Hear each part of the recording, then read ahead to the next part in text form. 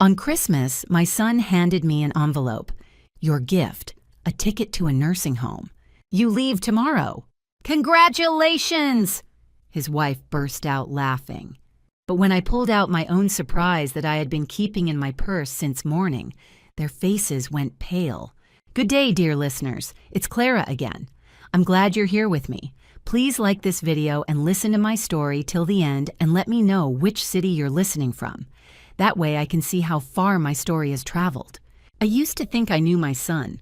That thought still sits with me sometimes, late at night when the house is quiet and the radiator ticks and the shadows on the ceiling look exactly the way they did when Brad was 7 years old and I sat beside his bed reading to him until he fell asleep. I used to know the smell of his hair and the sound of his laugh and the particular way he lied, the little sideways glance, the too quick smile. I thought I knew all of it.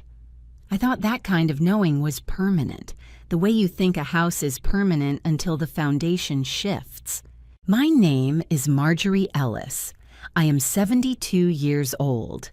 I lived for a time, in the house my late husband Gerald and I bought in 1987, a white colonial on Sycamore Drive in a small town outside of Columbus, Ohio. Gerald died 11 years ago. Pancreatic cancer, 41 days from diagnosis to the end. After that, I kept the house, kept the garden, kept myself busy the way widows do when they are determined not to become a burden to anyone. I volunteered at the library on Tuesdays. I walked 3 miles every morning. I had my book club, my neighbor Ruth, my cat Oliver, and my herb garden. I was not lonely. I was careful not to be lonely. Brad was our only child. I was proud of him in the uncomplicated way mothers are proud before they start to see clearly. He worked in insurance, middle management, nothing spectacular but steady. He married Tiffany 8 years ago. Tiffany was 34, bottle blonde, and wore the kind of smile that arrived slightly too late, like a translation from another language. I tried. Lord knows I tried. I brought casseroles. I remembered birthdays. I asked about her sister's children by name. She was always perfectly polite, and I always left their house feeling faintly erased. The first warning sign, I think, was the property tax question. It was a Sunday in March, 14 months before Christmas. Brad and Tiffany had come for lunch, and I'd made pot roast the way Gerald always loved it. We were sitting at the kitchen table, and Brad asked, almost casually, almost as though it had just occurred to him, what I thought the house was worth these days. I said I hadn't thought about it much. He said a neighbor down the street had sold for $480. He said the market was very strong right now. He said, and here he used a word that snagged in me like a fishhook, manageable. He said a smaller place might be more manageable for a woman my age. I changed the subject, but I remembered. 2 months later, Tiffany began forwarding me articles, printed out, tucked into envelopes, mailed with a return address sticker that had a little sunflower on it. Articles about seniors and isolation, articles about fall risks in older homes. One about a woman in Michigan who had died alone and wasn't found for a week. I read every one. I filed every one. Then came the visits from Brad's financial advisor friend, a man named Derek who wore loafers without socks even in November, and who asked, over coffee I had made for him, whether I had considered a trust structure that might protect my assets while allowing family members to assist with management. I said I would think about it. I did not offer him more coffee. I was not frightened yet. I was paying attention. And then came Christmas. The house smelled of cinnamon and pine. I had decorated the way I always did, the wreath on the door, the nativity Gerald's mother had brought from Pennsylvania, the string of white lights along the mantel. Brad and Tiffany arrived at noon. She was wearing a red dress and very high heels for a family lunch, And I noticed she kept glancing at the living room the way you glance at a space you're already mentally rearranging. We ate. We opened gifts. And then Brad reached into the inside pocket of his sport coat and produced a white envelope and held it out to me with a smile I had never seen on his face before. Wide. Satisfied. Like a man who has already won. "Mom," he said, "your gift this year is a little different." I took the envelope, I opened it. Inside was a printed brochure for a place called Meadow Pines Assisted Living and a letter confirming a room reservation in my name and a move-in date of December 26th. Tomorrow. "You're going to love it," Tiffany said, and laughed. It was a bright, clean, merciless laugh. I looked at my son's face. I looked at his wife's face. I set the brochure on the table very gently, the way you set down something that doesn't belong to you. And then I reached into my handbag. My hand was in my handbag. I felt the edge of the envelope in there. My envelope, the one I had carried since 9 that morning, the one I had driven to pick up on Christmas Eve when most people were wrapping presents and I was sitting in a lawyer's office on 5th Street making sure every signature was witnessed and notarized and correct. My fingers touched the paper and something in me went absolutely still, but I did not take it out yet. Not yet. I looked at Brad. He was still smiling that new smile, the one I didn't recognize. Tiffany was refilling her wine glass. The Christmas lights blinked along the mantel. Oliver the cat had retreated under the armchair, which was, I had come to believe, a reliable indicator of character in a room. "I'll think about it," I said. Brad's smile flickered. "Mom, the reservation is already made. The deposit is paid." "Then they have your deposit," I said pleasantly and excused myself to the kitchen. Let me go back 3 months, because that is where this story really begins. It was September, a Tuesday, the day after I had received Tiffany's 4th envelope.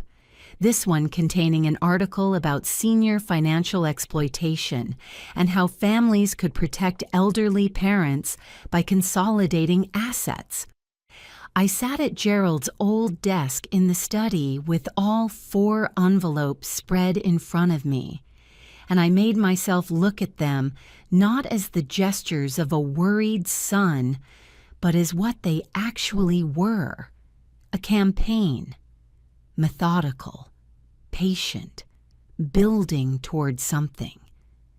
Gerald used to say I was the most organized person he had ever known. He meant it as a compliment, and I took it as one. I got out a yellow legal pad and I made a list. What they wanted was obvious: the house. The house was worth somewhere between $480,000 and $500,000. I also had a savings account with Gerald's life insurance settlement, just over $200,000, and a modest pension from my 30 years as a school librarian. If I were in a care facility, unable to manage my own affairs, if Brad had power of attorney, all of that could be redirected, managed, protected. The language they would use would be loving. I wrote the number at the top of the page. Nearly $700,000. That was what my son saw when he looked at me. I sat with that for a long time. Then I was afraid. I want to be honest about that. I was afraid in a way I hadn't been since the 41 days of Gerald's dying. That specific cold fear that comes when you realize that something you thought was solid is not solid at all. I was afraid of what it meant that my son's eyes had become financial instruments. I was afraid of being alone in a facility I hadn't chosen, stripped of my house and my garden and my cat and my Tuesday mornings at the library, dependent on strangers, visited occasionally by people who held my legal documents. I cried that Tuesday night, thoroughly and privately into a dish towel in the kitchen because I did not want to cry in a room where I would have to face the crying again in the morning. And then I stopped crying, and I made another list. The first person I called on Wednesday morning was Ruth, my neighbor who is 70 and sharp as a tack and whose late husband had been a county judge. Ruth listened to everything I told her without interrupting, which is one of the many reasons I have trusted her for 30 years. "You need an elder law attorney," she said, "not a general practice lawyer, an elder law specialist. Do you want a name?" I did. His name was Franklin Reeves, and his office was on 5th Street, and his assistant called me back within 2 hours of my message. But before I saw Franklin Reeves, I did 2 things on my own. First, I went to my bank and I met with a woman named Sandra in the accounts department, and I quietly, without any drama, changed certain account structures and updated my beneficiary designations. Sandra was professional and asked no questions, and I appreciated her for it. Second, I went through every piece of paper in Gerald's old filing cabinet. Every deed, every insurance document, every record of the house's improvements since 1987. And I made copies of everything, and I put the copies in a fireproof box that I stored at Ruth's house. Then I saw Franklin Reeves. He was a quiet, careful man who wore small wire-rimmed glasses and who listened to me for 45 minutes and asked precise questions and said nothing reassuring until he was certain it was true. At the end of our meeting, he outlined what he could do. He told me the timeline. He told me what I would need to document. I left his office feeling something I had not felt in months. Ready. The first official step happened on a Wednesday in October, 2 weeks after my initial meeting with Franklin Reeves. I returned to his office at 10 in the morning. The leaves on 5th Street were red and gold, and I remember thinking that Gerald had always loved October, that he would have found all of this, the legal maneuvering, the strategy, deeply satisfying. He was a chess player. I had learned from him. Franklin had prepared a new will. He'd also prepared a durable power of attorney document that named Ruth as my primary agent and Franklin's office as secondary, not Brad. The will itself was thorough and specific. The house, the savings account, the pension's survivorship provisions. And it directed the bulk of my estate to 3 places: the county library system where I had worked for 30 years, a scholarship fund at the local high school established in Gerald's name, and a small animal rescue organization Ruth had volunteered with for years. There was a modest specific bequest for Brad. Modest. Franklin had suggested something symbolic was legally tidier than a complete exclusion, and I had agreed. I signed everything. The assistant notarized it. I shook Franklin's hand and drove home feeling strangely light. The way you feel after a long illness finally breaks. What I did not know, sitting in that car in October, was that Brad had already made his own legal inquiries. I learned this in November. The way I learned it was almost banal, which is often how the most important things arrive. I had a doctor's appointment, routine, a check of my blood pressure and thyroid levels, nothing concerning. My doctor is a woman named Patricia Chen, who has been my physician for 14 years, and who, I have always sensed, possesses an unusually well-calibrated radar for uncomfortable situations. At the end of the appointment, as I was buttoning my coat, she mentioned, carefully, that she had received a phone call. "From your son," she said. I looked at her. "He was asking," she continued, measuring each word, "whether there were any concerns about your cognitive function. He referenced a possible need for a formal capacity assessment." She paused. I told him that I had no such concerns and that any formal assessment would require your consent. I also told him that I would be documenting the call. She looked at me steadily. I thought you should know. I sat back down. The room was very quiet for a moment. Outside in the hallway, someone was laughing about something. Thank you, Patricia, I said. Please do document it. I drove home slowly. The trees were nearly bare now, just the last stubborn leaves holding on. I turned into Sycamore Drive and sat in my driveway for a few minutes before going inside. A cognitive capacity assessment. If a court had found me incompetent, or even partially diminished, Brad could have moved for guardianship, legal guardianship. He would have controlled my finances, my housing decisions, my medical care.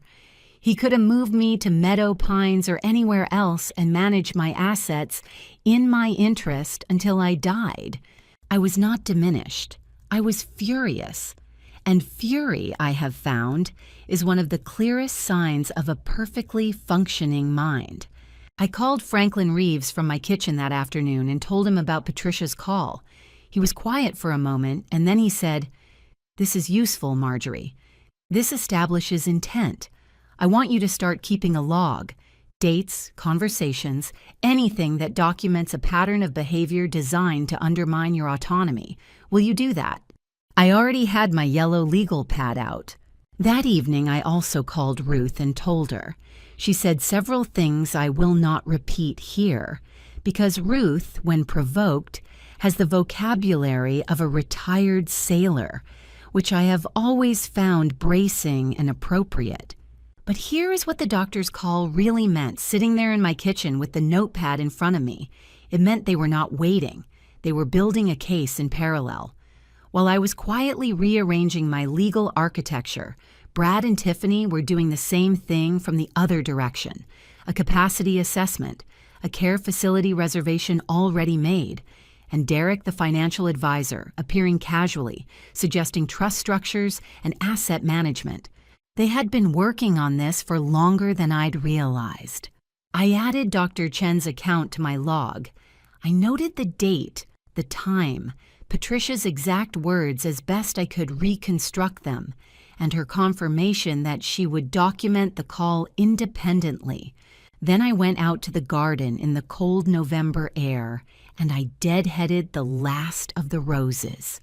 Because the garden still needed tending, and because some things you do simply because they are right, and because the roses do not care about any of the rest of it. Point of no return. I had passed it without looking back. December arrived quietly the way it does in Ohio, not with a single cold snap, but with a slow gray settling, the sky lowering itself like a lid. I spent the first week of December making final preparations. I confirmed with Franklin that all documents were properly filed and recorded with the county. I confirmed with my bank that the account structures were updated and that a specific fraud alert notation had been added to my file. I confirmed with Ruth that the fireproof box at her house contained everything it needed to contain. And then, on the 8th of December, Brad called. He had found out. I don't know exactly how. Possibly through Derek, the financial advisor, who may have run a title search on the property and found that I had updated the deed's transfer on death designation. Possibly through someone at the bank, though Sandra had been careful. It doesn't matter. He had found out that something had shifted, and he did not bother to disguise his alarm. "Mom," he said, and his voice had a tight, controlled quality I recognized as the voice he used when he was frightened of something and trying to appear as though he was not. "I've been hearing some things about legal changes. I just want to make sure no one has taken advantage of you." "No one has taken advantage of me," I said, "because there are people who target seniors, people who Brad, I said, I know what I've done and I know why. A pause. Then Tiffany's voice came onto the line. She'd been on speaker, apparently, the whole time. Marjorie, we're just worried about you. We care about you. We don't want to see you make decisions that could hurt you. I appreciate that, I said. Is there anything else? There was a silence that lasted a full 4 seconds. I counted. We're coming over, Brad said. They arrived 40 minutes later. Tiffany was wearing a gray coat and an expression she had clearly rehearsed on the drive over. Concerned, reasonable, loving. Brad's jaw was tight. They sat at my kitchen table, the same table where we had had pot roast in March, and Brad put his hands flat on the surface and looked at me with something that had moved past worry and into threat. Whatever you've been told by whoever you've been talking to, he said, you need to understand that as your son, I have your best interests at heart. I don't doubt that you believe that, I said. We think you should cancel whatever you've set up with this lawyer. I won't be doing that. Tiffany leaned forward. Marjorie, we could contest a new will, you know. If there's evidence of undue influence from a third party, a lawyer who approached you, a neighbor who's been filling your head with... Ruth has known me for 30 years, I said. Franklin Reeves came to me by referral. You are welcome to contest anything you like in court. That is your legal right. Brad stood up. The chair scraped back hard against the tile. You are making a serious mistake. You are going to regret this. Do you understand what I'm saying to you? Oliver had retreated under the armchair again. I looked at my son. I thought about the 41 days of Gerald's dying and how Brad had visited 3 times. I thought about the sunflower stickers on Tiffany's envelopes. I thought about the cognitive capacity assessment phone call to my doctor and the brochure for Meadow Pines sitting in my kitchen drawer with a move-in date of December 26th. I understand exactly what you're saying, I said. I think you should go home now. They went, not gracefully. Brad knocked his coat off the hook by the door and didn't pick it up. Tiffany's heels were very loud on the porch steps. I stood in the kitchen after they left and I noticed that my hands were shaking slightly. Not from fear, exactly. From adrenaline and from something older. The grief of recognizing fully and without any remaining ambiguity that my son was willing to threaten me in my own kitchen. I called Ruth. She came over within 10 minutes and we sat at the kitchen table and she made tea and she did not say anything falsely optimistic, which was what I needed. I took 3 days. I did not call anyone. I walked my miles each morning. I sat with Oliver in the evenings. I let myself be sad and then I let the sadness finish. On the 4th day I got up and I confirmed my Christmas plans. The offer came by letter. This surprised me, actually. I had expected another phone call, another kitchen confrontation, more of Brad's frightened aggression.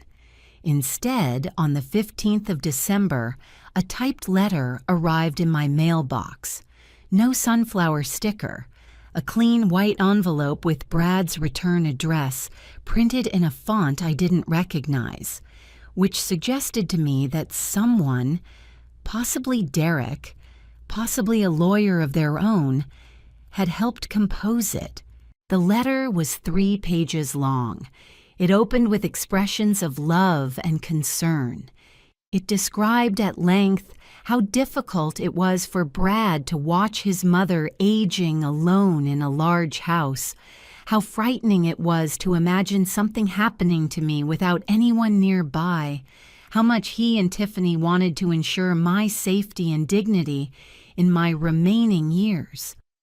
The language was careful, therapeutic almost. The word dignity appeared 4 times. The offer was this: if I agreed to sell the house and move to an independent living community of my choosing, Brad would withdraw any legal considerations and would ensure that the proceeds were held in an account that I could access with full transparency. He would take nothing. He simply wanted me to be safe. I read the letter twice at Gerald's desk. Then I read it a third time, slowly, the way you read something when you know the real message is somewhere underneath the visible one. Full transparency. The account would be held jointly. There would be a trust structure, which Derek had already outlined, of my choosing, but with his approval, naturally, for reasons of practicality. The house would be sold in a strong market. The proceeds would be managed. I would have access. The word access and not the word control. It was a very well-written letter. If I had been frightened or lonely or uncertain or tired, if I had been any of the things they had spent the last year trying to make me, I might have read it as a kindness, an exit from the conflict, a way to have my son back. I set the letter down and sat for a while. Here is the thing about cold calm. It is not the absence of feeling. It is what is left after you have felt everything thoroughly and come out the other side. I had done my 3 days of grief. I understood what my son was. I understood what the letter was. And I felt, sitting at that desk, something very close to pity.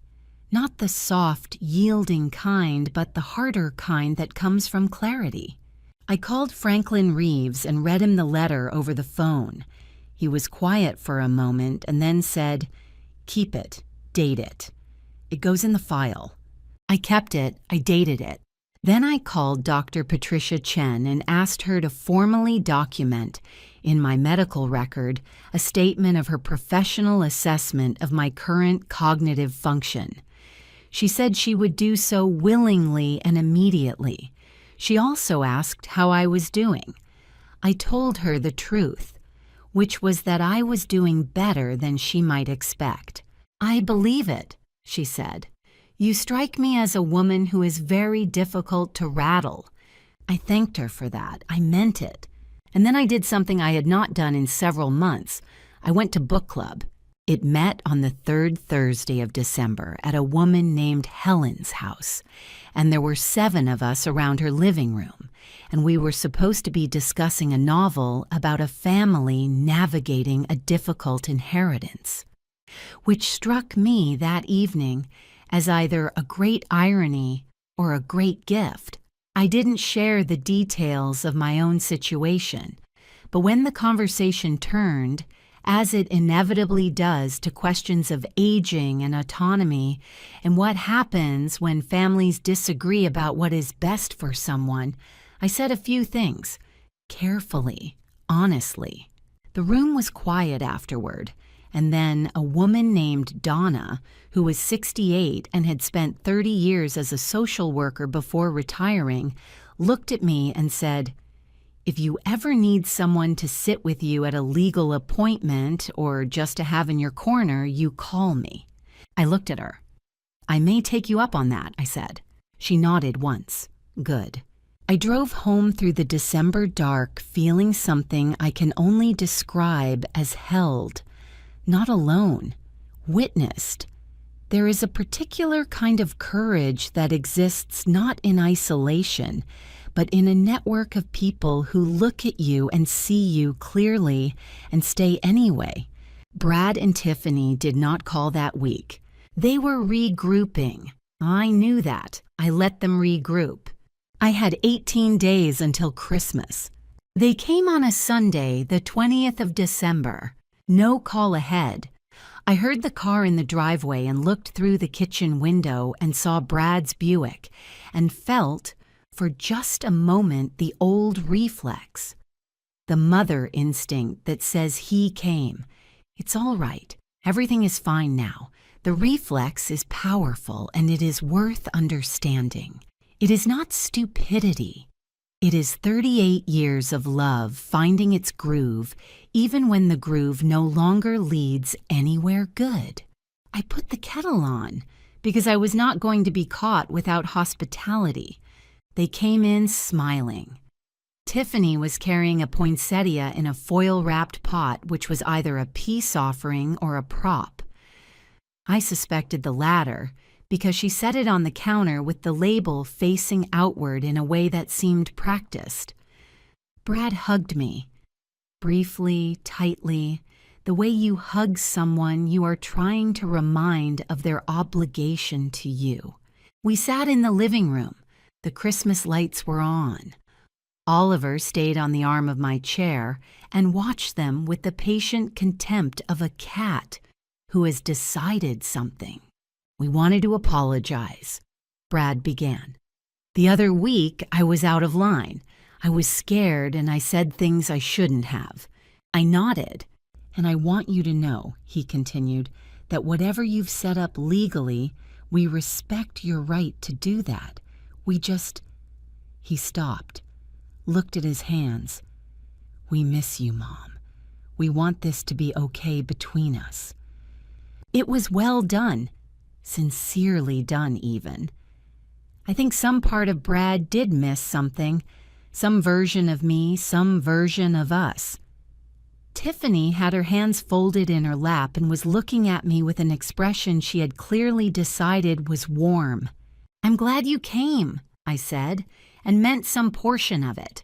And then, as I had known it would, the conversation shifted. Tiffany said gently. Everything she said that afternoon she said gently, like water wearing at stone, that she understood I had concerns about my future, and that those concerns were valid, and that she and Brad had been talking, and they wanted to suggest something different, not Meadow Pines.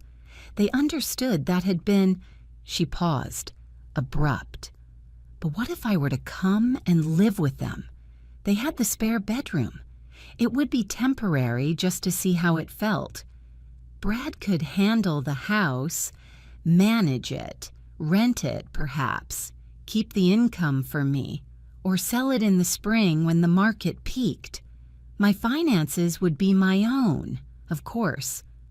But they could help me manage them, just to take the stress off. We're your family, she said. Who else is going to look out for you? I looked at the poinsettia on the counter with its label facing out. That's a generous offer, I said.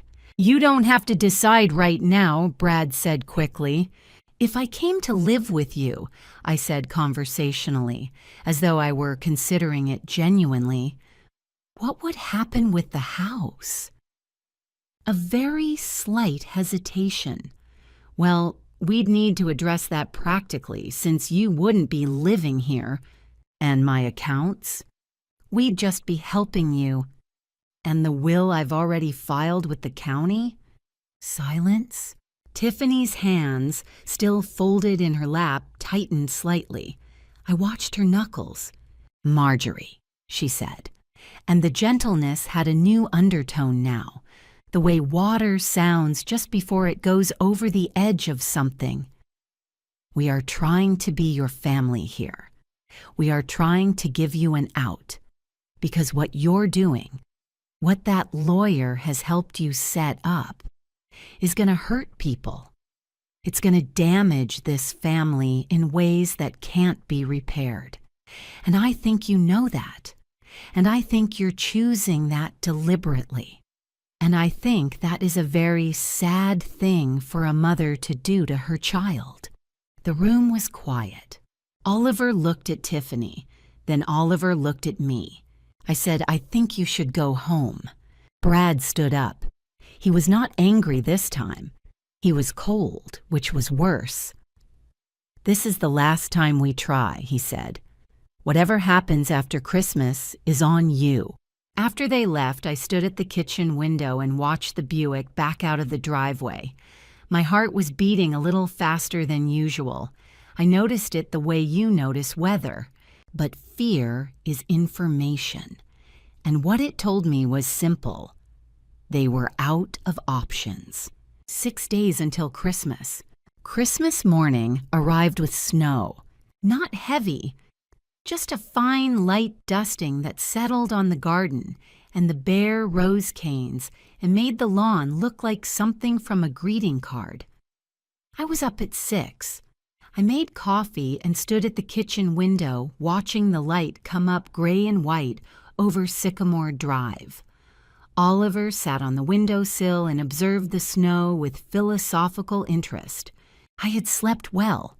I want to record that. I had slept well on Christmas Eve, and I had woken up composed and calm and with a very clear sense of what the day would contain. I had Ruth's number in my phone, ready. I had Donna's number. I had Franklin Reeves's office number and his cell, which he had given me for exactly this kind of eventuality. And I had the envelope. I had made myself a proper breakfast that morning. Scrambled eggs, toast, coffee with cream, because I believed that the body deserves steadiness on difficult days. I set the table for one, sat down, and ate slowly. I looked out at the snow. I thought about Gerald the way I often do on Christmas morning, not with the sharp grief of the early years, but with something gentler now, a kind of warm accompaniment, the sense of someone standing just to the left of my field of vision. I thought he would have found all of this extraordinary. He would have made a pot of his terrible strong coffee and sat at that desk with the legal papers spread out and read every word twice with great pleasure. I washed my dishes. I got dressed. I put on the pearl earrings Gerald gave me on our 25th anniversary because some days deserve that kind of punctuation.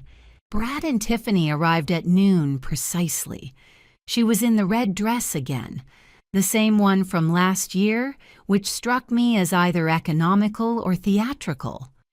Brad was in a blazer.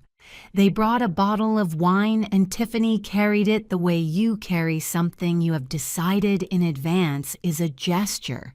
We ate. I had made a small ham, green beans, rolls. We talked about Christmas traffic and about Tiffany's sister's children. We talked about the snow. Brad had 2 glasses of wine and became easier, the way he always did. And for an hour, the table was almost ordinary. Almost. I cleared the plates. We moved to the living room. I had put Brad's gifts under the tree. Modest things, a cashmere scarf, a book I thought he might actually read. I gave them out. Tiffany had bought me lotion in a scent I don't care for. And then Brad reached into the inside pocket of his blazer. He produced the white envelope. He held it out to me, and the smile, that new smile, the wide, satisfied one, was exactly as I had known it would be, identical to how it had appeared in my imagination for 3 months, like a scene I had rehearsed until the blocking was perfect. "Mom," he said, "your gift this year is a little different." I took it. I opened it. Meadow Pines. The brochure, the confirmed reservation, the move-in date of December 26th. "You're going to love it," Tiffany said and laughed. I set the brochure on the coffee table very gently. I looked at Brad's face. I looked at Tiffany's face. I held their eyes for a moment, not in challenge, not in anger, just steadily. The way you look at something you have understood completely and no longer fear. Then I reached into my handbag, which was sitting on the side table where I had placed it that morning, and I took out my envelope. It was a large manila envelope, sealed and labeled. I held it out to Brad the same way he had held out his to me. He took it slowly. He opened it slowly, and I watched his face as he read. Inside was a letter from Franklin Reeves on firm letterhead. It outlined clearly that a new will had been filed with the county on October 9th, that the power of attorney had been updated with Ruth as primary agent, and that any previous informal understandings or expectations regarding the estate of Marjorie Ann Ellis were superseded by these documents. It noted the existence of a formal log of incidents dating from March of the previous year, including the undocumented call to Dr. Patricia Chen requesting a cognitive capacity assessment. It noted that Dr. Chen had provided a written professional statement attesting to my full cognitive function. It advised that any legal challenge would be met with this documentation, and it thanked Brad briefly for his interest in my welfare. The room was very quiet. Brad read it once. Then he read it again. His face went through several things rapidly. White, then a kind of grayish red, then something flatter and more frightening. "You planned this," he said. "Yes," I said. "How long ago?" "Since September?" Tiffany took the letter from him and read it, and when she put it down, her voice had changed entirely. The gentleness was gone. "Do you understand what you're doing? Do you actually understand? You're throwing away your relationship with your son over, what, some lawyer who talked you into—" "No one talked me into anything," I said. "I made decisions. They are my decisions to make. I am 72 years old and I am in full possession of my faculties, as Dr. Chen will confirm in writing." "You can't do this," Brad said, and his voice broke slightly on the last word in a way that would have undone me once. "I'm your son." "You are," I said, "and I love you. And you tried to have me declared incompetent and institutionalized without my consent in order to access my estate. Both of those things are true at the same time." Tiffany stood suddenly and crossed to the window, and I could see her composing herself, hands tight at her sides, her reflection faint in the dark glass. When she turned back, her voice had dropped to something harder. "You have no idea what it costs to care about someone who won't be helped," she said. "You've made yourself impossible. You've pushed everyone away. And when you're alone, completely alone, don't expect us to come back." I looked at her calmly.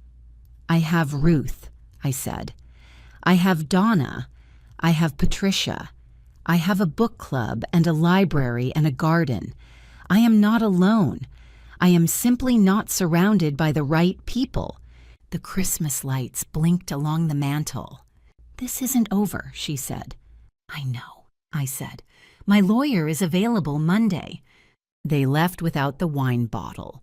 I stood at the living room window and watched the Buick move down Sycamore Drive and turn at the corner and disappear. The snow was still falling, lightly, steadily. Oliver jumped up onto the back of the couch beside me, and we watched the street together for a while. Then I called Ruth. "Well?" she said before I'd said a word. "It went exactly as expected," I said. I heard her exhale. "Merry Christmas, Marjorie." "Merry Christmas, Ruth." I made myself a cup of tea, and I sat in Gerald's chair by the fire.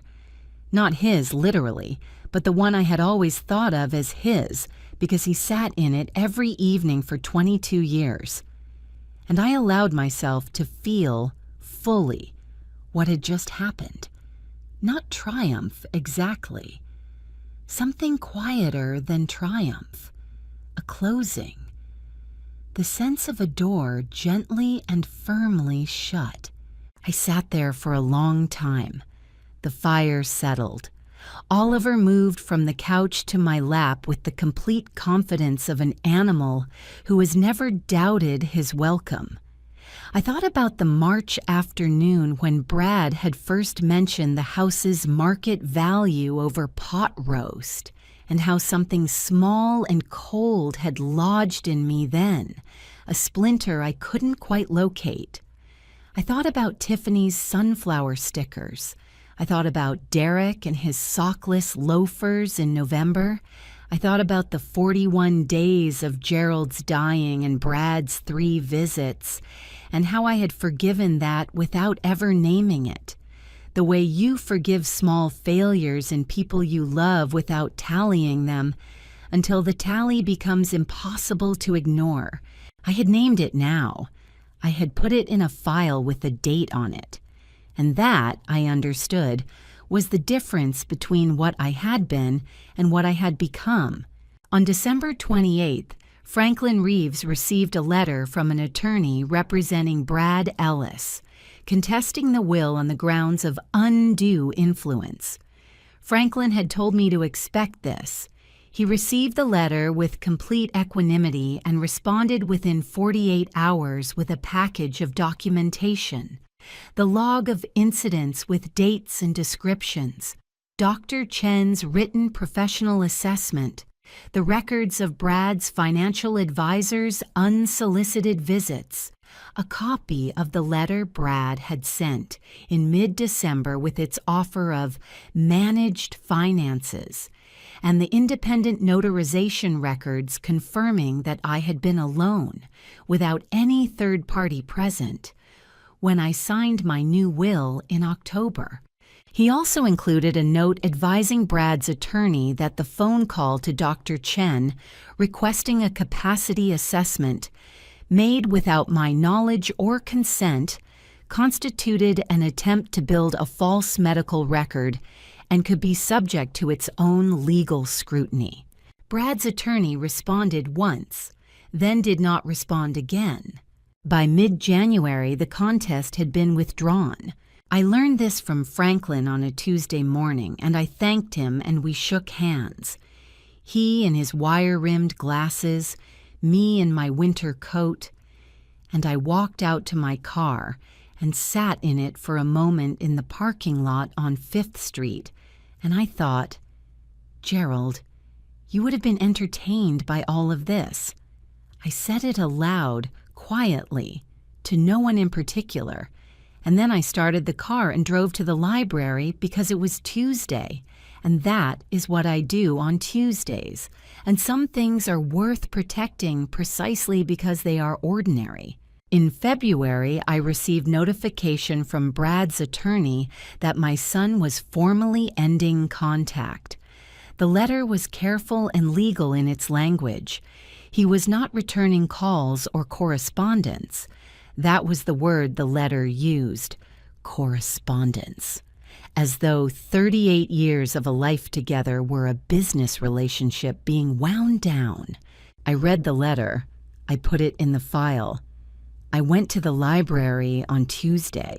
But something else happened in February too, something I had not anticipated. A woman from Brad's neighborhood, someone Tiffany had apparently told her version of events to, reached out to a mutual acquaintance who reached out to Donna from my book club. The story that reached me back through this chain was that Tiffany had told people I was unstable, that a lawyer had gotten to me, that Brad had tried to help his aging mother and been cruelly rejected. Donna called me and told me this with the precise factual neutrality of a retired social worker. I said, "Let them say what they like." "I just wanted you to know," Donna said. "I know," I said, "and I know what the documents say." What I had learned in those months was this: other people's stories about you are only dangerous if you have no story of your own. I had mine. It was dated, notarized, witnessed, and filed with the county of Franklin, Ohio. Tiffany's version existed in a chain of neighborhood gossip. The two were not equivalent. And people, in my experience, eventually understand the difference between a story that adds up and a story that simply asks to be believed. In March, I had the garden assessed. I put in 3 new rose varieties Gerald would have liked. Ruth helped me plant them on a Saturday in late April. the two of us in the dirt with our gloves on and Oliver supervising from the porch, and it was one of the better mornings I'd had in some time. The house on Sycamore Drive was mine. The savings account was mine. My Tuesdays at the library were mine. My book club, my garden, my cat, my herb garden, my morning walks. All of it mine, and uncontested and intact. I had not been moved to Meadow Pines. I had moved no one anywhere. I had simply refused to be moved. Spring came, and with it the particular lightness that follows a long winter. I turned 73 in April, and Ruth organized a small dinner, just 6 of us, at Helen's house, with a lemon cake that was better than any restaurant cake I have had in recent memory. Donna was there. Patricia Chen came, which surprised and touched me. We sat around the table for 3 hours and nobody talked about wills or real estate or family conflict. We talked about books and gardens and a trip Helen was planning to Portugal and whether the library should expand its seed lending program. I drove home that night with the windows down a little, even though it was barely warm enough for that, and I thought, this is my life. This is the actual shape of it. And what a shape it was. Not the shape I had imagined at 30 or at 50 or even at 65, standing at Gerald's grave in the November wind, thinking about what came next. It was smaller in some ways and larger in others. Quieter in the places that used to be loud, and surprisingly full in the places I had expected to find only absence. I had learned something that year that I wished someone had told me earlier, that a life can be rebuilt at 73 with the same materials available at any other age. Honesty, good legal counsel, and the right people around a Thursday evening table. I want to be clear about what happened to Brad and Tiffany, because it matters that I did not cause it. I did not engineer their difficulties. What I did was refuse to rescue them from the consequences of who they already were. In June, I learned through Ruth, who had a cousin who worked in the same insurance company where Brad was employed, that Brad had been passed over for a senior management position he had expected and had taken it badly. He'd become difficult at work in the aftermath, argumentative with his supervisor, and had been formally cautioned. I did not know the details and did not seek them, but the picture that assembled itself was consistent with what I knew of him. Brad under pressure became first angry, then brittle, then self-defeating. Tiffany had told too many people her version of the Christmas story. The problem with a story that doesn't hold up to scrutiny is that people eventually scrutinize it. Several people in their social circle knew me through the library, through the garden club, through mutual acquaintances who had known Gerald. And when Tiffany's version reached them, they had questions she couldn't answer. The questions themselves were enough. She had fewer friends by autumn than she'd had in the winter. Their house, I was told, had needed significant repairs that year. The roof, the furnace. Expenses they had evidently been planning to offset with resources that were no longer available to them. I had not thought much about their finances before. I thought about them even less now. But the absence of my house and my savings from their calculations appeared to have left a gap that their actual income did not comfortably fill. They had built a life, I understood, on an expectation. And expectations, when they are built on someone else's property, have a way of collapsing when that person declines to cooperate. I did not feel satisfied by this in any simple way. Satisfaction would have required more feeling than I had left to spend on them. What I felt was something more like completion. The recognition that choices have weight, and that the weight distributes itself eventually to those who made the choices, regardless of what they expected would absorb the impact. My own life, meanwhile, was filling itself in ways I hadn't entirely anticipated. I began leading a weekly readers group at the library for adults with low vision, something that had been understaffed for years and that I'd heard about through the Tuesday volunteers.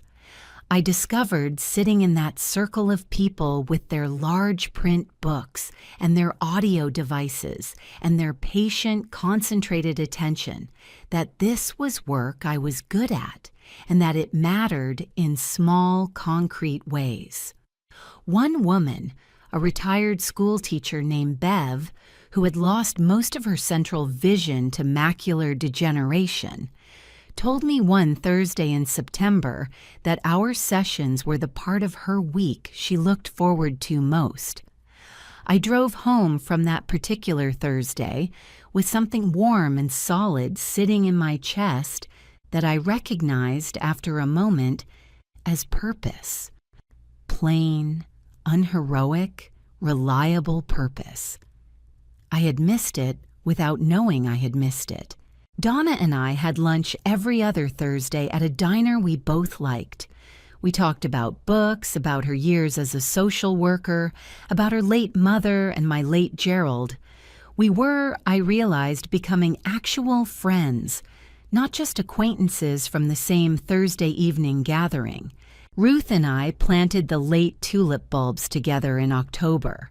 We went to a farmer's market in November.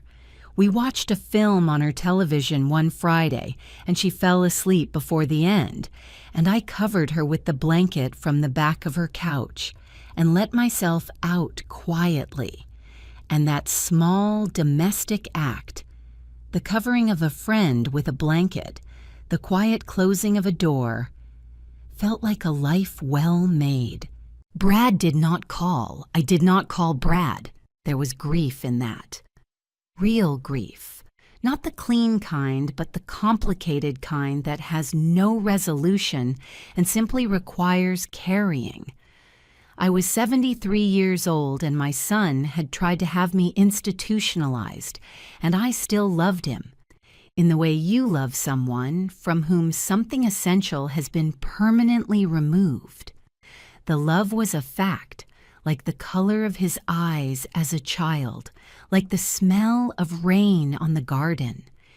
It didn't require me to do anything with it. I was not waiting for anything.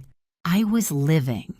They say blood is thicker than water, but blood cannot be used as a reason to let someone drain you dry. I learned this. Love your children, but never confuse love with surrender. Stay in your own house, in your own name, on your own terms, for as long as you are able, and make sure the papers say so. I learned this too. The women around a Thursday evening table may save your life. What would you have done in my place? I'd truly like to know. Leave a comment below. And if this story reached you, please subscribe. Thank you for listening. After my husband died, my son threw me out of the house. "This is my house now. Get out, old woman." His wife threw my suitcase at me. I quietly packed and left. But when he found out who the real owner of the house was, good day, dear listeners. It's Clara again. I'm glad you're here with me. Please like this video and listen to my story till the end, and let me know which city you're listening from. That way I can see how far my story has traveled. My name is Margaret Elaine Whitfield.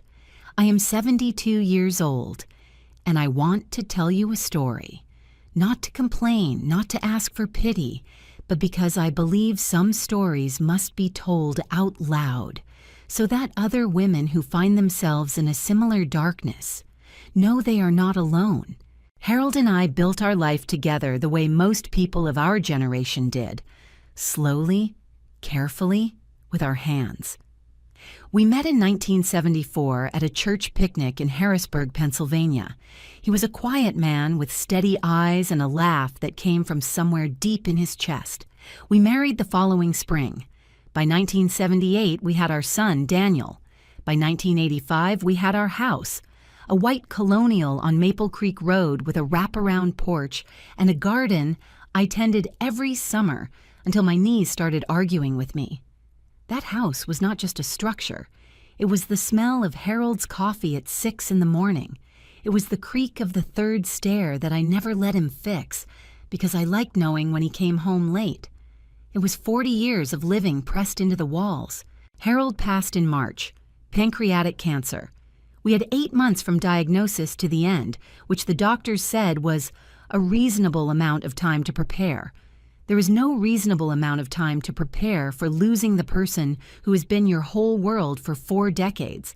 I held his hand when he went. I sat in that house for 3 days afterward without turning on a single light. Daniel came for the funeral with his wife, Brenda. They lived in Charlotte, a 4-hour drive. And I had always sensed a certain impatience in Brenda whenever she visited. She had the kind of smile that never quite reached her eyes, the kind that said she was calculating something while you were speaking. I told myself I was being unfair. Grief makes us suspicious of everything. After the funeral, Daniel said he and Brenda would stay for a few weeks to help. I was grateful. I was lost. The house felt enormous and echoey, and Daniel was my son, my blood, and I truly believed, that he was there because he loved me. The first sign came quietly. It was a Tuesday. I came downstairs to find Brenda in Harold's study, going through his filing cabinet. Not casually, systematically, folder by folder. "What are you looking for?" I asked. She didn't startle. That was the thing that struck me most. She simply turned and said, "Just organizing, Margaret. You shouldn't have to deal with all this paperwork right now." I thanked her. I went back upstairs. I sat on the edge of my bed and felt a coldness that had nothing to do with the weather. Over the following days, there were other small things. Daniel began making phone calls in the backyard where I couldn't hear. Brenda started referring to the house in a way that made me uneasy. "When we repaint this room, I've always thought this kitchen needed an island." Small phrases, thrown casually, like seeds dropped in soil. I told myself, they're just talking. People talk. Then, on a Thursday morning, 22 days after Harold's funeral, I came downstairs to find my son sitting at the kitchen table with a cup of coffee and an expression I had never seen on his face before. Brenda stood near the window with her arms crossed. "Mom," Daniel said, "we need to have a conversation." I sat down. I folded my hands. I waited. "Brenda and I have been thinking," he said. "This house is too big for you. You're alone now. You can't manage it. We've decided we're going to move in and take over the property. It makes more sense. We'll find you something smaller, a condo maybe, or—" "This is my home," I said. His face changed. Something shifted behind his eyes, something I didn't recognize as my son. "Mom." His voice dropped. "This is my home now. Dad is gone. You're 72 years old. Stop being difficult." I looked at Brenda. She was looking at the floor. "I think," I said carefully, "that we should all take some time to—" "We're not taking time." Daniel stood up. His chair scraped loudly against the tile. "We've made our decision. You need to leave. Go stay with Aunt Carol. Go to a hotel. I don't care. But this is our house now. You need to go." Brenda walked to the hallway closet and pulled out a suitcase. My own suitcase, the navy blue one Harold had bought me for our anniversary trip to Vermont, and set it at my feet. "I'll help you pack," she said, not unkindly, which was almost worse. I looked at my son. I looked at the woman he had married. I looked around the kitchen where I had cooked 10,000 meals and raised a child and loved a man for 40 years, and I said nothing. I picked up the suitcase. I went upstairs. I packed. Quietly, methodically, the way you do when you are in shock but your body still knows how to move. I walked out the front door without looking back, but I was already thinking. I drove to the Comfort Inn on Route 22. It was the closest place I could think of, and my mind was not working in a way that allowed for better decisions. I paid for 3 nights with my Visa card and sat on the edge of a bed that smelled of industrial detergent and tried to understand what had just happened to me. I was 72 years old. I had just been removed from my own home by my own son. Let me say that again, because even now it takes a moment to become real. My son, the boy I had carried, fed, walked to school, stayed up with through fevers and nightmares and teenage heartbreaks, had pointed at the door of the house I had lived in for 37 years and told me to get out. The first night I cried. I am not ashamed to say it. I sat in that beige room under fluorescent light, and I cried the way you cry when you are very old and very alone, and the world has suddenly revealed itself to be a different shape than you believed it was. But by the second morning, something shifted. I had breakfast at the diner across the street. Scrambled eggs, wheat toast, coffee, ordinary food, and somewhere between the eggs and the coffee, I caught myself doing something unexpected. I started making a list. In my head, then on a paper napkin. What did I actually know? I knew the house was on Maple Creek Road. I knew Harold and I had purchased it in 1985. I knew we had paid it off entirely by 2003. I knew. And this was the thing that kept nagging at the back of my mind like a splinter I couldn't quite reach. I knew that Harold had done something with the deed in the last year of his life. He had mentioned it. Once, last autumn, while we were sitting on the porch, he'd said, "Maggie, I've been taking care of things. You won't have to worry." I'd squeezed his hand and not asked for details because I hadn't wanted to think about a world without him. Now I needed to know exactly what he had meant. I went back to the motel room and called my friend Dorothy Haynes. Dorothy and I had known each other since 1989. She lived 2 streets over from Maple Creek Road and had been at Harold's funeral. She was 70, sharp as a tack, and had worked as a paralegal for 20 years before retiring. "Dorothy," I said, "I need advice." I told her everything. There was a long silence when I finished. "Margaret," she said, "do you know who the deed to that house is in the name of?" "Harold and I. Jointly, I assumed." "Go find out," she said. "That is your first step. Everything else comes after that." She gave me the name of a real estate attorney, a woman named Patricia Okafor who had an office in town. "She's good," Dorothy said. "She doesn't waste time." I called Patricia Okafor's office that same afternoon and made an appointment for the following Monday. Then I did the second thing. I called my bank. My own account, not the joint account Harold and I had shared, but the small private savings account I had maintained since 1991. The one I had started with birthday money and gradually fed over the years with small amounts when I could. Harold knew about it. He had never touched it. It was not a secret. It was simply mine.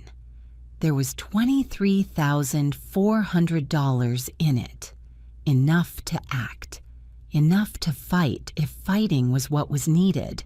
I extended my motel stay to 2 weeks, and I began to think very carefully about what Daniel did not know.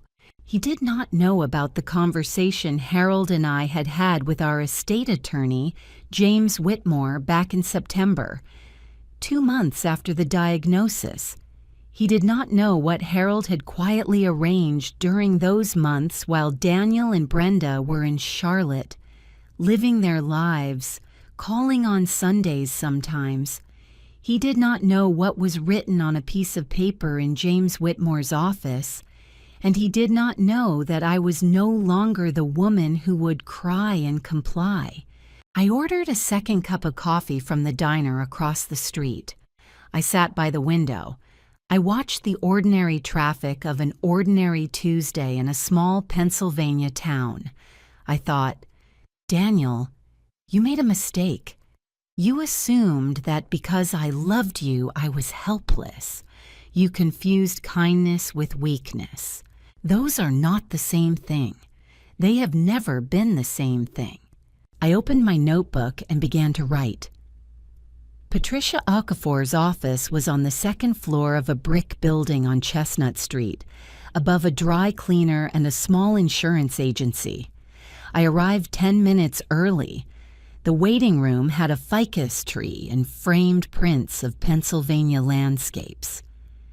A young woman offered me coffee and I accepted, because I had learned in the past week to take every small comfort that was offered. Patricia herself came out to greet me at exactly 9 o'clock. She was perhaps 50, with close-cropped hair and reading glasses pushed up on her forehead, and the specific kind of unhurried attention that I have always associated with people who are genuinely good at what they do. We sat down. I told her the situation from the beginning. I did not editorialize. I did not cry. I stated the facts the way Harold had always taught me to state facts, plainly and in order. When I finished, she asked 3 questions.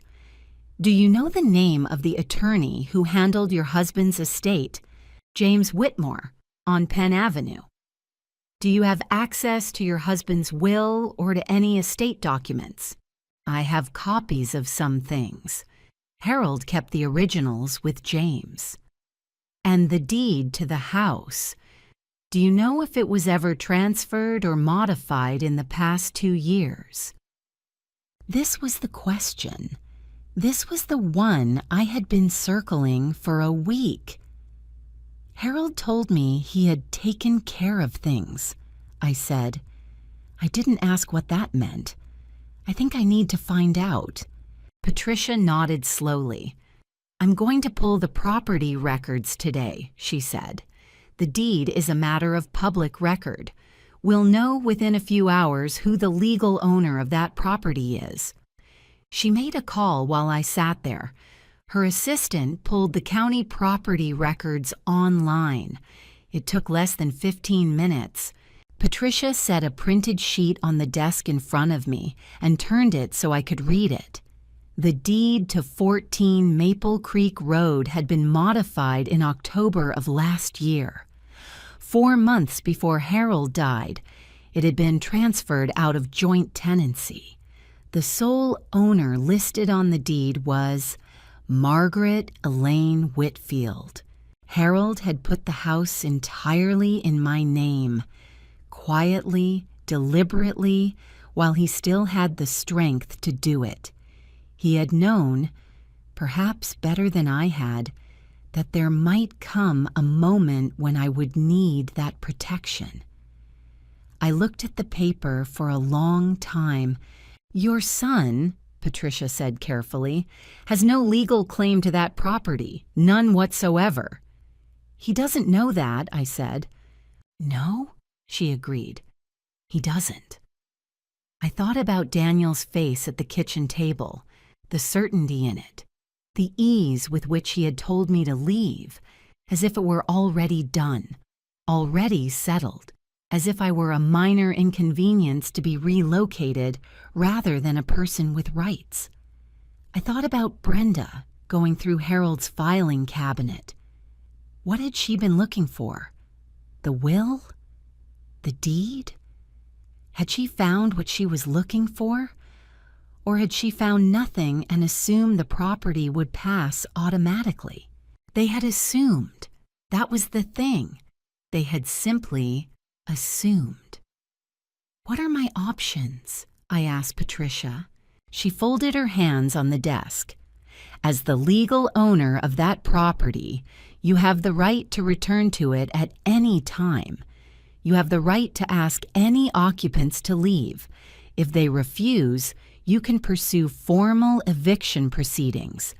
But given that your son has no lease, no legal tenancy agreement, and no claim to the property, it would be a straightforward case. How long would that take? In Pennsylvania, if they refuse to leave after proper notice, the process typically takes 4 to 8 weeks. I nodded. And if I wanted to be very sure, if I wanted to have every document in order before I made a move, how long would that take? Patricia looked at me with something that might have been appreciation. 2 weeks, she said. Give me 2 weeks, and you will be standing on ground so solid they won't be able to move you with a crowbar. Then let's do that, I said. I signed a retainer agreement. I wrote a check. I walked back down the stairs to Chestnut Street and stood in the pale November sunlight and felt something I had not felt since Harold died. I felt like myself. That same evening, my phone rang. It was Daniel. Mom. His voice had a new quality in it, something slightly less certain than it had been at the kitchen table. We haven't heard from you. Are you all right? I'm fine, I said. I'm staying with Dorothy. A pause. Dorothy Haynes? That's right. Another pause. Okay, good. We just wanted to make sure you were settled. I'm very settled, I said. Thank you for calling, Daniel. I hung up. He had felt something, some shift in the air. I didn't know how. Perhaps it was the calmness in my voice. Perhaps it was instinct. But something had made him pick up the phone, and I knew then that the clock had started for both of us. The difference was I already knew what time it was. He didn't. Patricia had been right. 2 weeks was enough. On a Monday morning in late November, I arrived at 14 Maple Creek Road at 10 o'clock with Patricia Okafor beside me and a manila envelope in my hands. The morning was cold and gray, the kind of November that smells like dead leaves and frost. The porch light was on. Through the front window, I could see the blue flicker of the television. I rang my own doorbell. It took a long moment. Then Brenda opened the door. She was in a bathrobe. Her expression cycled through several emotions very quickly. Surprise, confusion, then something harder and more calculating. Margaret, she said. Good morning, Brenda, I said. I'd like to come in, please. This is my attorney, Patricia Okafor. Brenda's eyes moved to Patricia, then back to me. She stepped back without saying another word. Daniel was in the kitchen. He was wearing jeans and a flannel shirt and holding a coffee mug that I recognized as one Harold had received at a retirement party. Something about that detail, Harold's mug in Daniel's hand in my kitchen, steadied me completely. Mom, he set the mug down. What is this? This, I said, setting the envelope on the kitchen table, the same table where he had told me to leave, is the property deed to this house. I thought you might like to read it. He looked at Patricia. Who are you? Patricia Okafor. I'm Mrs. Whitfield's attorney. Attorney? He repeated the word slowly. Then he looked at me. Mom, there's no need for... Daniel, I said, please read the document. He opened the envelope. I watched his face as he read. The color drained from it slowly, the way it drains from someone who has just realized that the floor beneath them is made of glass. Brenda had moved to stand behind him. I saw her read over his shoulder. I saw her jaw tighten. Dad put it in your name, Daniel said. It wasn't a question. He did, I said, in October of last year. James Whitmore handled the transfer. It's all recorded with the county. The silence in that kitchen was very loud. Then something changed in Daniel's posture. He straightened. He set the papers down and looked at me with an expression I can only describe as cold. "You need to understand something," he said. "I'm not going anywhere. You want to make this legal? Fine. We'll make it legal. But I promise you, Mom, I will contest this. Dad wasn't in his right mind those last months. Everyone knows that. I'll say he was coerced. I'll say you manipulated him. And by the time this is through the courts, you'll have spent every dollar you have on lawyers, and you'll be too old and too tired to care." The threat landed in the room like a stone. I looked at my son. I thought of Harold saying, "I've been taking care of things." I thought of 40 years of Saturday mornings and Sunday dinners, and a man who had known, even while he was dying, that his wife might need protection from the people who were supposed to love her. "Daniel," Patricia said before I could speak, "I'd encourage you to speak to your own attorney before making statements like that. A claim of undue influence requires substantial evidence. The burden is on you, and the bar is high. Your father had documented capacity. His oncologist, his primary care physician, and a notary were all present at the deed transfer. This is not a weak case. This is an airtight one." Brenda spoke for the first time. "You'd really do this to your own family?" She was looking at me. Her voice was soft and injured, the voice of someone performing being wronged. "Brenda," I said, "you put my suitcase at my feet and told me to pack. I don't think you get to ask me that question." Another silence. Then Daniel picked up the papers and handed them to Brenda. He looked at me for a long moment, and then, without another word, he walked out of the kitchen and up the stairs. Patricia leaned close to me and murmured, "We'll file the formal notice of vacancy this week. They have 30 days. I nodded. We left. I drove back to the motel. I sat in the parking lot for a while. My hands were perfectly steady on the steering wheel. I noticed that, and I was grateful for it. I gave myself 3 days. 3 days in which I did nothing legal or strategic. I walked along the river. I called Dorothy. I read 2 novels. I ate soup. I let myself feel the full weight of what had happened, and then I set it down, gently, the way you set down something fragile that you have been carrying for too long. On the 4th day, I was ready again. The call came on a Wednesday. Daniel. "Mom." His voice was different. Softer, warmer, carefully constructed. I recognized the warmth for what it was. I had raised this boy. I knew the difference between his real voice and his persuasion voice. "Daniel," I said. "I've been thinking," he said. "Maybe we overreacted. Maybe we all did. Brenda and we were just worried about you. You know that, right? We didn't mean for things to get like this." I sat in Dorothy's kitchen. She had insisted I move into her guest room after the motel. And I looked at Dorothy, who was sitting across from me with her reading glasses on and her eyebrows raised. "What exactly are you proposing?" I asked. "What if we all just step back? You drop the legal stuff. We figure something out together as a family. You could come back, we'd make room, or we could sell the house, get you something smaller, give you your share, something fair." "My share," I said, "of my own property." A small pause. "Mom, come on. You know what I mean." I did know what he meant. He meant call off the attorney. Give up the legal ground.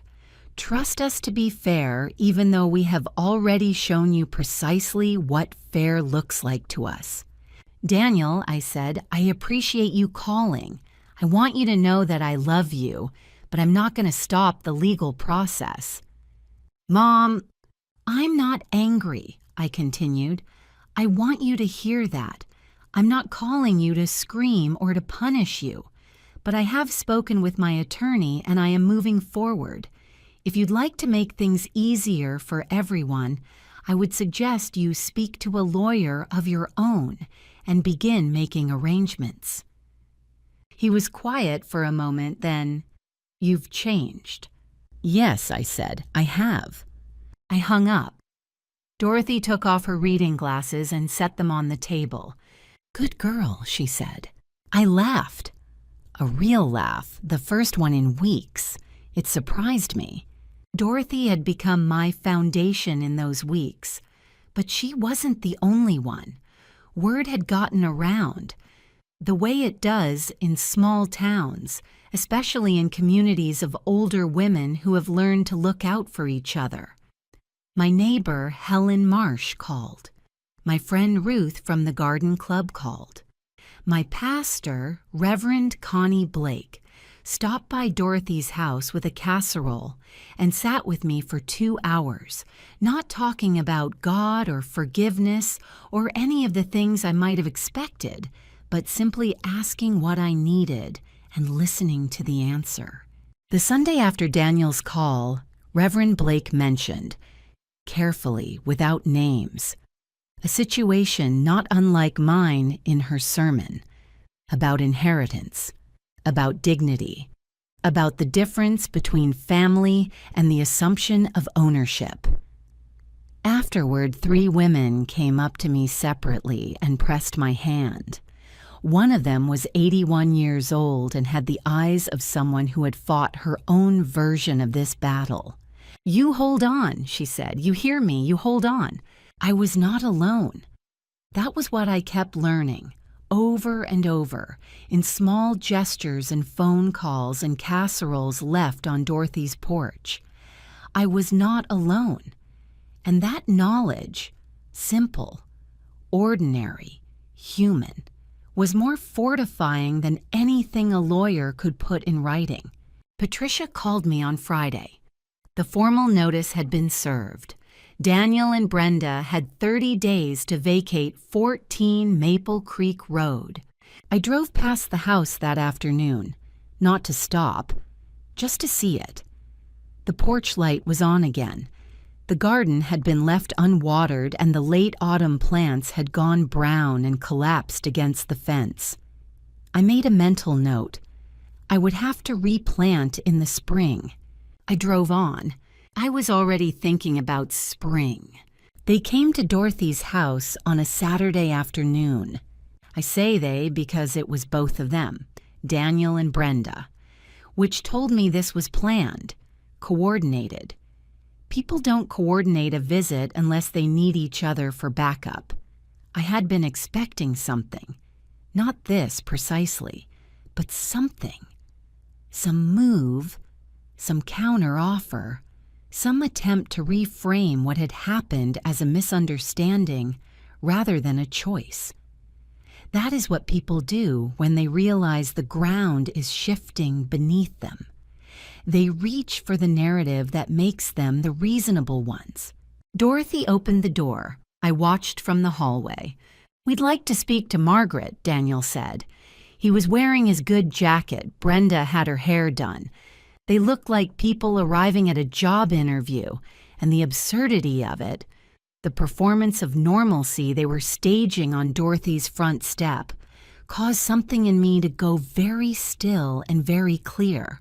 Dorothy looked back at me. I nodded. She let them in. We sat in Dorothy's living room. Brenda had brought flowers, yellow chrysanthemums in a grocery store wrapper. She set them on the coffee table.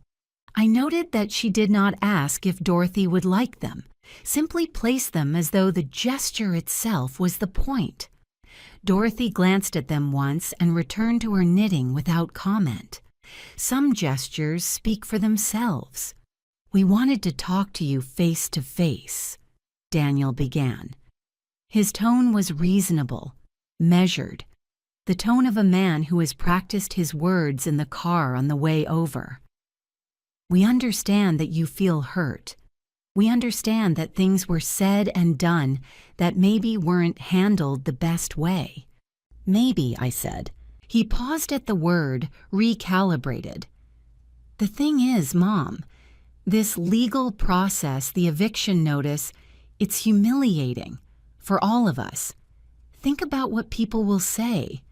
Think about the family. Dad would have hated this. There it was, the first real card laid face up on the table.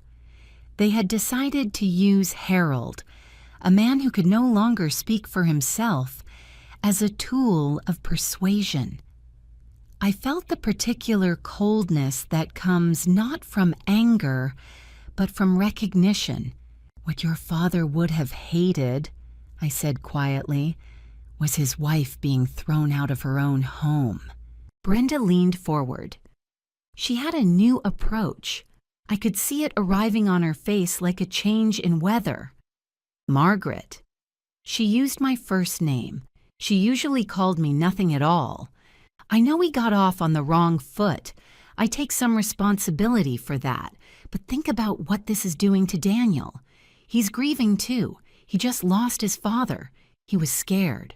We both were. We made mistakes. Her eyes were bright, sincere looking. But this legal route, it's going to destroy whatever is left of this family. Is that what you want? She paused for effect.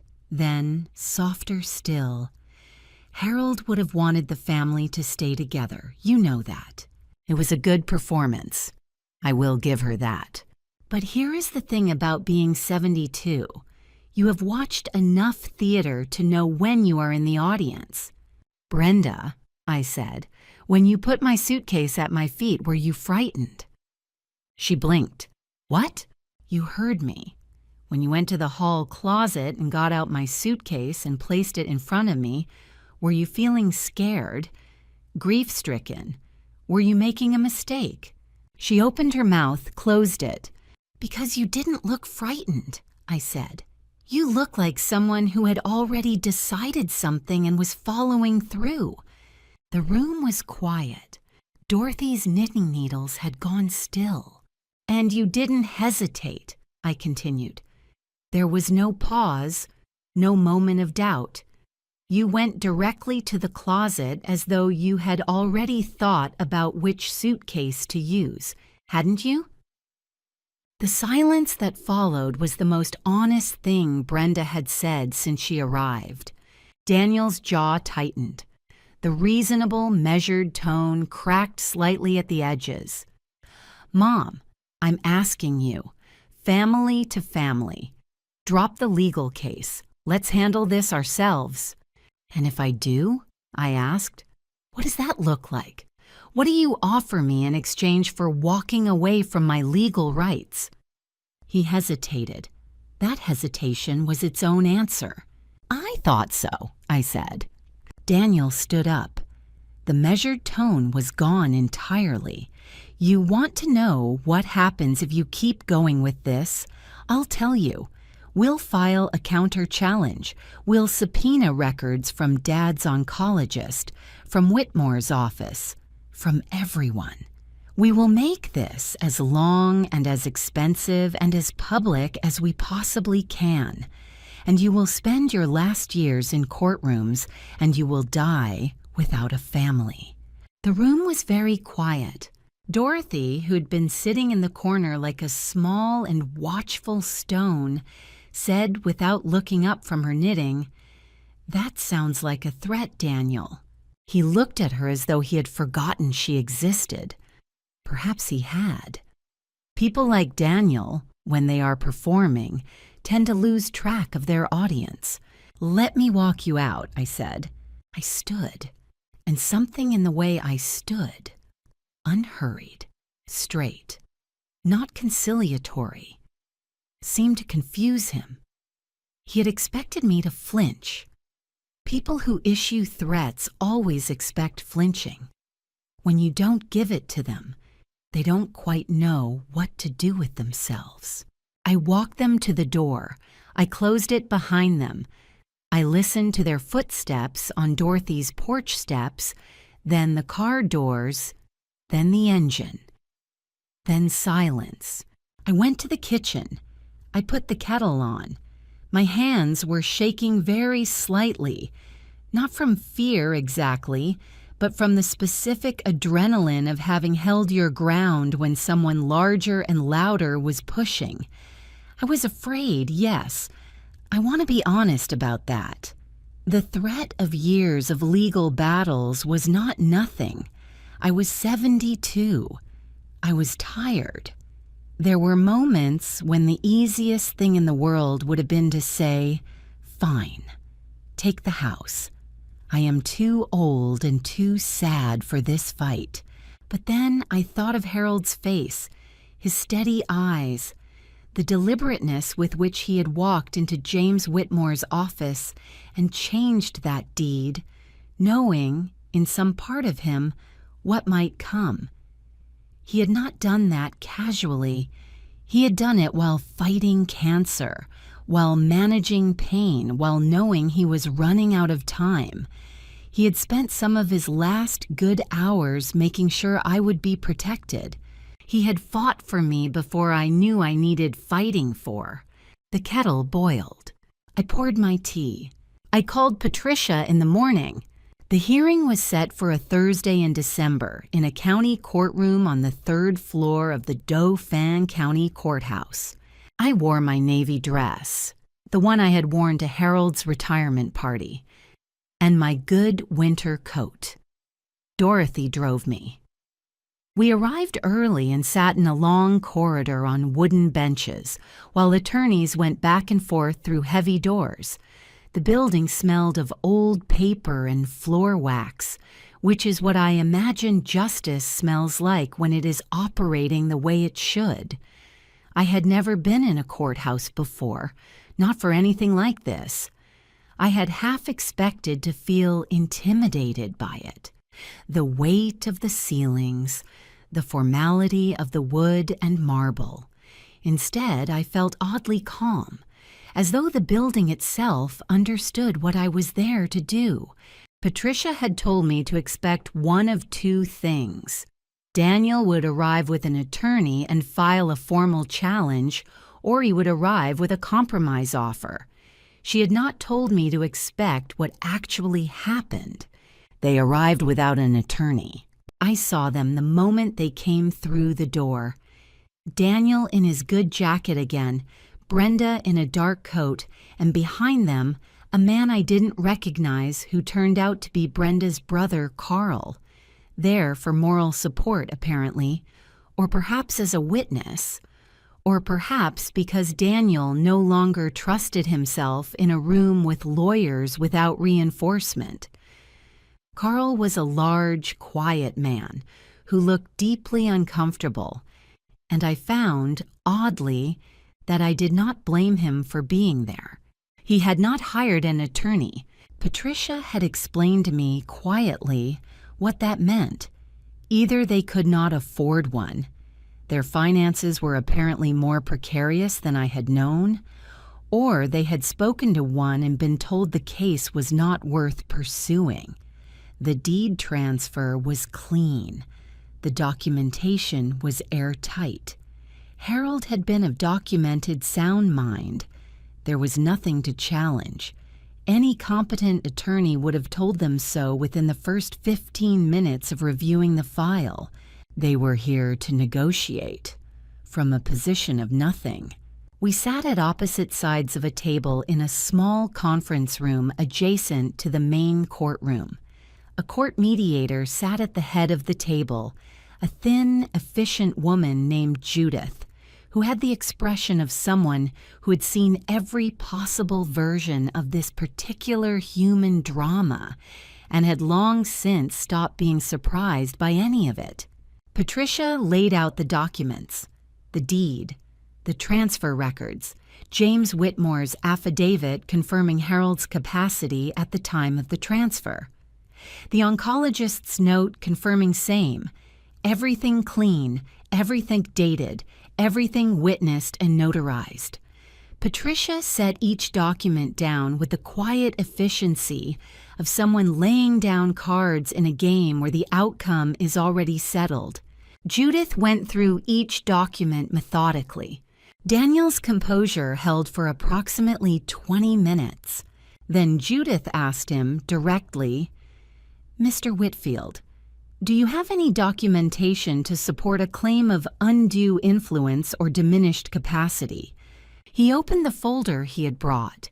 I could see from across the table that it contained very little. He shuffled the papers. He pulled out something. I couldn't see what. And Judith looked at it briefly and set it aside. "This is not relevant to the property claim," she said. Brenda said, "He wasn't himself at the end. Everyone who knew him knew that." "Do you have medical documentation to support that?" Judith asked. Brenda looked at Daniel. Daniel looked at the table. "We have the right to speak to his doctors," Brenda said. "You have not subpoenaed any medical records," Judith said, and her voice carried no judgment, simply the flat, clear statement of fact. "You have not filed a formal challenge. You have not retained legal representation. At this stage of the process, with the property notice already served and the documentation presented by Mrs. Whitfield's attorney, I need to ask you plainly, are you prepared to vacate the property, or are you prepared to file a formal legal challenge through proper channels?" The silence lasted a very long time. I sat on my side of the table and I looked at my son, really looked at him, and I saw something I had not allowed myself to see before. He was frightened, not of me, of himself, of the thing he had done and the place it had brought him to, a county courthouse, across a table from his 72-year-old mother, with no case and no lawyer and no plan. He looked smaller than I remembered, not physically. He was still a tall man, Harold's height, but in some way that had nothing to do with the body. When had he become this person? When had the boy who used to fall asleep against my shoulder on long car trips become someone who could look at his mother and say, "Get out, old woman"? I had asked myself that question many times in the preceding weeks. I still didn't have an answer. I'm not sure the answer mattered anymore. What mattered was what happened next. "Daniel," I said. He looked at me. "I am not going to fight you forever," I said. "I am going to tell you one time what I need. I need you to vacate my home in the 30 days already specified in the notice. I need the house left in the condition in which you found it. I need Harold's belongings, his books, his tools, his things, to be left in place. That's all. Those are my terms. If you do that, I will consider the matter closed." I paused. Then I added, "I am offering you a way out of this room that preserves your dignity. I would take it if I were you." Judith looked at Daniel. Brenda started to say something. Daniel put his hand on her arm. It was the first time in that entire proceeding that he had touched her, and the gesture was not affectionate. It was a hand that said, "Stop." She stopped. He looked at me for a long moment. Something moved across his face. Grief, perhaps, or shame, or simply the exhaustion of a man who has been running towards something and has just realized there was never anything there to reach. "Okay," he said. "Just that, okay." Brenda's face went through something complicated and private. Carl, who had said nothing throughout the entire proceeding, quietly put on his coat. Patricia made notes. Documents were initialed. Judith closed her folder. We stood up.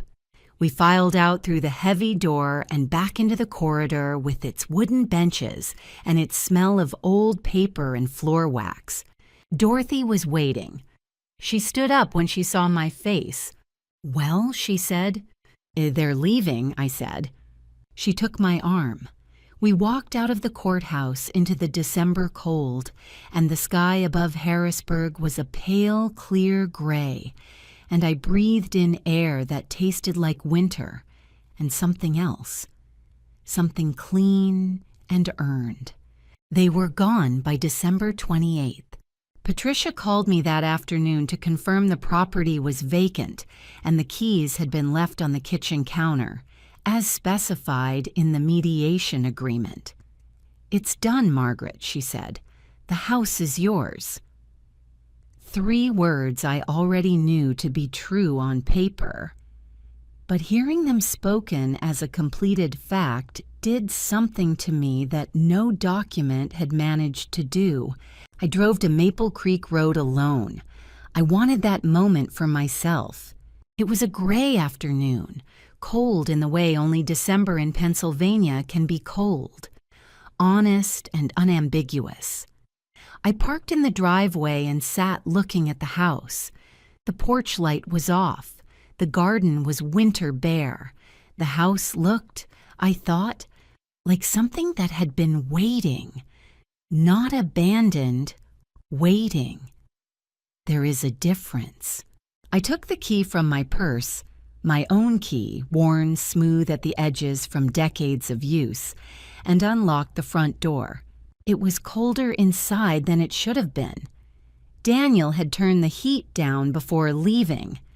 I turned the thermostat up and heard the furnace kick on. That familiar low rumble, and something in my chest loosened in a way I hadn't realized was tightened. I walked through each room slowly. The kitchen. Harold's mug was in the cabinet where it belonged. I touched the handle. The refrigerator was empty and clean. The living room. The furniture was rearranged. I began putting things back in their places. It didn't take long. I knew this room the way you know a piece of music your hands remember without being told. Harold's study. This was where I stopped. His books were on the shelves. His reading glasses were still in their case on the desk. His photographs were on the wall. Our wedding, Daniel as a baby, the fishing trip to Wyoming in 1998. I sat in Harold's chair. It didn't feel like triumph. It didn't feel like victory in the way winning a game feels like victory. It felt quieter, like returning, like something restored to its right order after being wrongly disturbed. The light came through the study window the way it always had, falling across the desk at the same angle it had fallen for 37 years. "I'm home, Harold," I said. I spent the following week cleaning, thoroughly, methodically, with the radio on. Ruth and Helen came and helped 2 afternoons, moving furniture back, touching up scuffed paint, cutting back the dead garden plants. Dorothy brought lunch on the second day.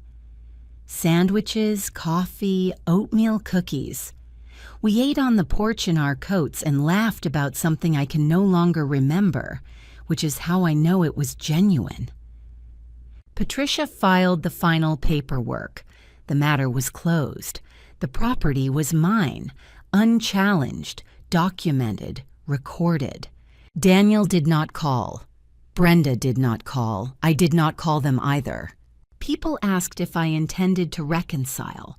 I gave the same answer each time. Perhaps, but not yet.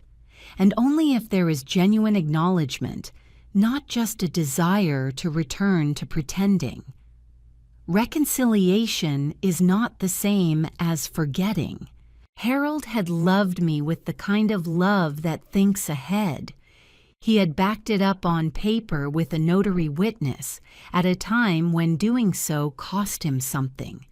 When he was tired and in pain and counting his days, he had spent some of them making sure I would be standing on solid ground long after he was gone. James Whitmore called me in late December, simply to say he was glad things had worked out. He told me something I have written in my notebook and looked at more than once. Harold came to me in September. He was very tired that day, but he was very clear. He said, "James, make sure Maggie can't be moved. Whatever you have to do, make sure she can't be moved." Make sure she can't be moved. I thought of that as I stood in my garden on the last day of December, looking at the bare beds where tulips would come in April. The red and yellow ones Harold had chosen, coming back as they always did without being asked. Harold had made sure, and so, in the end, had I. Spring came to Maple Creek Road the way it always did, slowly at first, then all at once.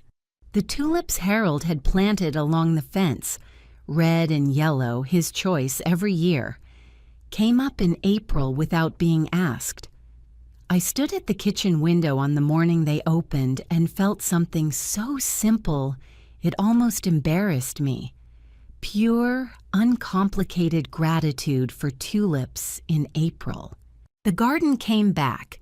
I planted tomatoes along the south wall, replanted the lavender border, and put in a new rose bush near the porch steps. A deep red climber I had always wanted and always deferred. I was done deferring decisions. Dorothy came over on Saturdays and we drank coffee on the porch and watched the neighborhood go about its ordinary business.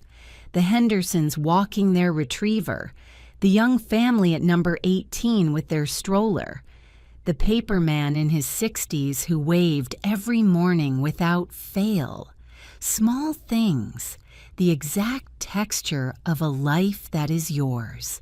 I am still in my house on Maple Creek Road. The third stair still creaks, and I still haven't fixed it. I cook in my kitchen, tend my garden, walk along the river on Tuesday and Thursday mornings. Sometimes with Dorothy or Ruth, sometimes with a woman named Pauline from Reverend Blake's group who walks faster than anyone her age has any right to. In February, I joined a weekly gathering Reverend Blake had organized for older women navigating significant life transitions. 8 of us at the first meeting, 23 by April. We talked honestly about money, housing, family, about the specific vulnerabilities that come with age and widowhood. We were not a support group. We were women who had decided to stop being surprised by the world and start being prepared for it. One woman, a retired school teacher named Adeline, had fought a 2-year legal battle with her daughter over property and won. She had the serenity of someone who has been through fire and knows exactly what she is made of. We became real friends. I am not unhappy. What I am is something harder to name. Settled, rooted, in possession of my own life in a way I took for granted when Harold was alive. Now I am my own ground. As for Daniel and Brenda, they returned to Charlotte. The plan Brenda had been describing to friends for months had involved selling the house to pay off years of accumulated debt. It had been a windfall they had already mentally spent. Without it, everything collapsed. By March, Daniel had lost his position at the logistics company where he'd worked 6 years. Brenda's design business, always described as perpetually on the verge of something significant, turned out to have been largely aspiration dressed as fact. They moved to a smaller apartment further out, making sharp adjustments to a life built on assumptions that hadn't held. Carl distanced himself from his sister after the mediation. In May, he sent me a letter. 3 careful paragraphs. He said Daniel and Brenda had been wrong. He admired that I hadn't become cruel, even when cruelty would have been understandable. He closed by asking whether the garden was coming back. That last detail moved me more than anything else in the letter. I wrote back. I thanked him for his courage and told him the tulips had been particularly good this year. I said I hoped things improved for everyone involved, and I meant it entirely. Bitterness is weight you carry yourself. I had spent enough of this year carrying weight that wasn't mine. Ruth and Helen came to dinner in June. Dorothy came. Reverend Blake came with her partner Simone, who brought a lemon cake. Adeline brought Riesling and conversation that went until 10 o'clock without anyone noticing. We ate on the porch as the summer evening settled. Fireflies rising from the garden, the roses already climbing the porch rail. Someone laughed about something. I can't remember what. I know only that it was real and that I looked around at these women at my table, in my house, in my garden, and felt something so complete and ordinary I almost didn't recognize it. I was home. Not in the legal sense, though that was true. In the only sense that has ever finally mattered. Exactly where I belonged, surrounded by people who had chosen to be there. Harold would have liked that evening. He would have sat quietly at the end of the table, smiled at exactly the right moments, and later come to stand beside me while I looked at the garden in the dark. I didn't need to hear the words. I already knew what they would have been. You held on, Maggie. I knew you would. And so, I will leave you with this. Harold knew something about love that I am still learning, that the deepest kind doesn't announce itself. It prepares. It builds things that hold. It thinks of you, even when you aren't in the room. He gave me more than a house. He gave me the proof that I had been seen. What would you have done in my place? Would you have stayed quiet? Would you have signed whatever they put in front of you to keep the peace? I understand if the answer is yes. I almost was that woman, but I am glad I wasn't. If this story meant something to you, if it reminded you of your own fight or your own house or your own Harold, I would love to know. Leave a comment. Tell me your story. And thank you truly for listening to mine.